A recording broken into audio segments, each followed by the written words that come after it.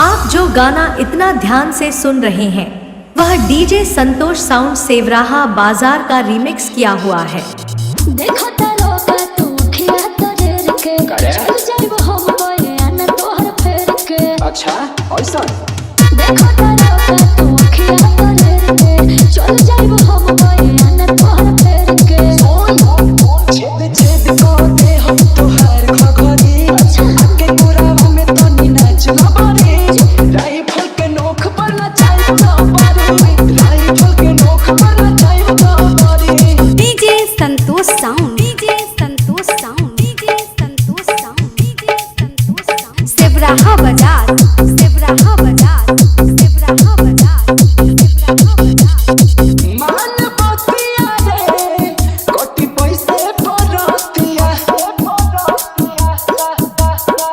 सुना अरे रुपया के